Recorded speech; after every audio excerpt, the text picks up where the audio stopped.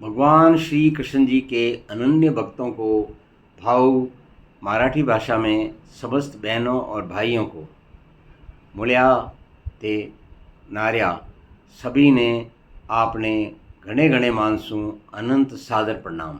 आओ आपा सब मेल और मराठी भाषा में श्रीमद् भगवद गीता जी रे अध्याय 2 श्लोक मंत्र 55 रो अध्ययन करा, जेके में भगवान जी बतावे है कि अपारे एक शांत मन वाला व्यक्ति री कई पहचान होवे है। आओ अपन हरि नाम के जाप के साथ शुरू करें।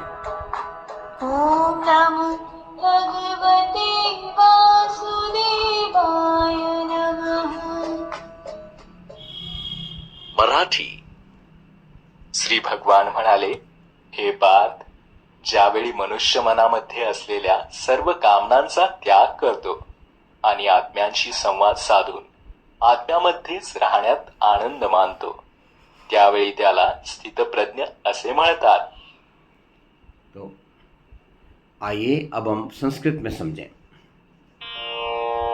विजहाति यदा कामान् सर्वान् पार्थ मनोगतान्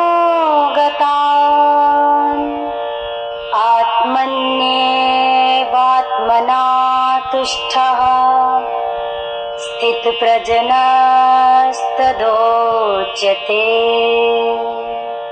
प्रजहाति यदा कामान सर्वान् पार्थ मनः गतान् आत्मनि एव आत्मना तुष्टः स्थित प्रज्ञः तदा उच्यते। आइए मराठी भाषा में इसी बात को फिर से समझें।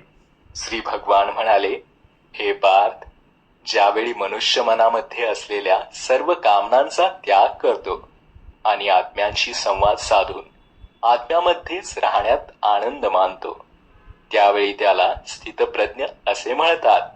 आओ अब अपन संगीत की भाषा में समझें। श्री भगवान ने कहा, हे पार्थ, मन की कामना जब छोड़ता है जन सब, वो आप आपे में मगन दृढ़ प्रज्ञ होता है तभी। पूर्णाहुति ओम के उच्चारण के साथ।